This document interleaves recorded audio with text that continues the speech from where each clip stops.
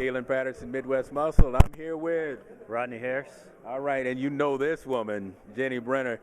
She's been doing a great job with helping out with these seminars. You're seeing them, you see the competitors, you see the people that are coming in. What do you think with how this is working? Oh, I think this is great. All that meat. Seminars like John and Becky Arnold are putting on are awesome because this is great for the first-time competitor that is scared. They've always wanted to do this. This is their life bucket list, and they just don't know. Do I fit in men's physique? Do I fit in bodybuilding? That was one of the questions that you'd brought up. Same thing with women. Do I do bikini? Do I do figure? I mean, questions that I wish I would have had answered at the beginning of my journey. And so there's just a wealth of information here, wealth of knowledge, so many awesome judges information, bikini information, trainer information, nutrition information. Everything you needed to know was here at the seminar today. All right. Now, as a person that's attending the seminar, what did you learn and how is this beneficial to what you want to do? Well, being a competitor already, it helped me kind of tighten up my posing, and I kind of thought a little bit different about my nutrition and, what to tighten up. So it's always good to get a refresher on the way to the show. Now you're looking good now. You got a show planned? Yeah, the Liberty, April 26th. All right. Pro now, car, hopefully. Hey, nobody steps on stage lose, so I can respect that. And you're coming in quite well. Now, how does a seminar like this help you get ready for a show that's coming up pretty soon? Well, I'm a person that's always willing to learn, so anything these guys can tell me that'll help me, I'm willing to take it. So. Now, I have a question for you because Becky and I were talking about this earlier. Is this your walk-around weight, or is this dieting down, or do you stay pretty much 5 or 10 pounds off? Yeah, I stay pretty lean all year round. I stay about 6 to 7% all year round, so this is a lifestyle for me. It's not like just for a show, so I'm like this.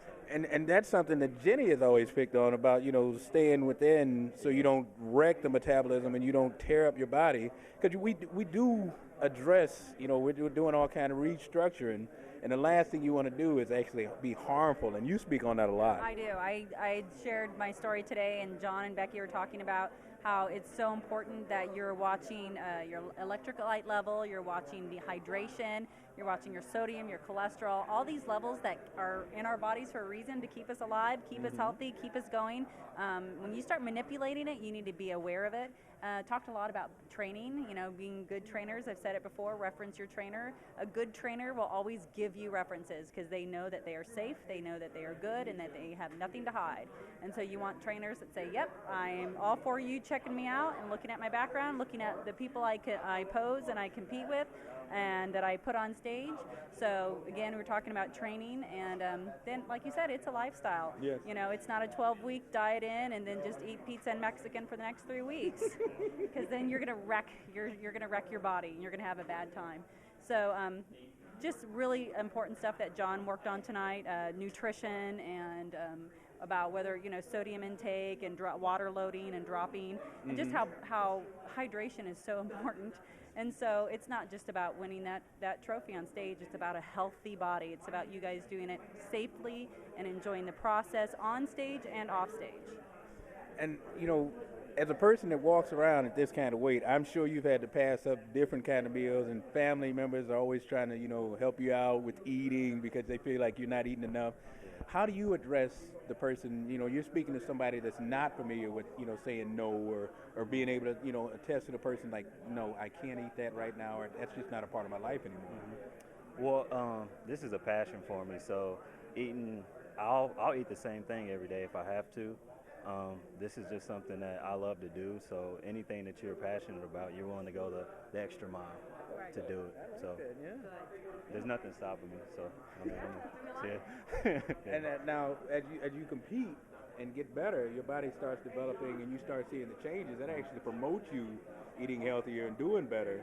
And how do you keep that person from falling off when they get so close to making that body change, and without having to step away from it and say, it's just one bite, or it's just this, that, whatever. You've gone beyond that. How do you get that person that you're speaking to, that you're helping out in the gym or you're helping out in family and life, and saying, just go ahead and keep going that further? I think it's really with people that don't do this, it's the results. Once they start seeing results, they want to keep going. So I say, hey, your abs have been showing. Maybe you should keep eating better to keep them showing. and usually that's a pretty good motivator for people, seeing the results. And you know, when you're talking to women that are basically being wrecked after the show and they start gaining a little weight, how do you tell them, you know, your life isn't over when you start seeing these changes where you're getting back to being a regular person? Well, first of all, are you reverse dieting? You want to make sure you reverse diet, because if you step off stage and start eating nothing but Mexican food and ice cream and things like that, because you're like, well, I've worked so hard for this, I deserve it. Yes, you do deserve cheats every now and again, but you wanted slowly. You got into that diet, you dieted down slowly. You got to slowly add the carbs, slowly add the fats, slowly bring it back up, and then you also want to remember that they worked so hard to get that body that they've been looking for, that you just don't want to wreck it in 3 weeks of just not having a game plan. And so, but you want to know that it's okay to be a little bit curvy and a little bit off weight. I took 18 months off on my off season, and so I could not fit into my on season jeans and my whole wardrobe I have. But you know, that's all right, because I know I was putting on muscle, because you got to be, you know, you can't put on muscle and you can't lean down at the exact same time.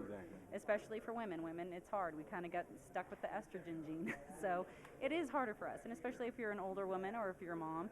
And embrace it. Embrace the muscles. Muscles are gonna come with fat, and that's okay. It's okay to have a little fat on you, but just don't go excessive. Don't go too much. You know, it's great that you can stay so lean off season, and so you can diet down. And I think it's good. You want to have a goal weight that when you're off stage, you want to stay within so many, your body fat within so much range, or your pound within so much range. So that way you are not. You still keep yourself in check. You still have those touchstones that keep you grounded, to know that, no, I'm not going to go for that fourth slice of pizza, or I'm not going to go out with the girls again tonight, you know, or I'm just having water when I go out with the girls again. So it's just being smart off season. And, you know, you're an athlete. You're an athlete year round. You're an athlete on the stage. You're an athlete off the stage. So treat your body like the well-oiled machine you want it to be. All right. Now, with the seminars like this, do you, I mean, when people start giving back, does that make you feel better for competing at the shows and know that they're willing to address the off season as well as the season when you're competing? Yeah, absolutely. It just shows me that, you know, they care about the products that they're putting out there. So that's definitely a positive when I'm thinking about doing a show. So. And it, you know, in this area, in this region, I'm telling you, you got to bring it. You got to bring the hammer and bring the wood, because these aren't smart shows and these aren't lightweight competitors. You're talking about top-notch competition. This region just develops and brings the beast and the hammer.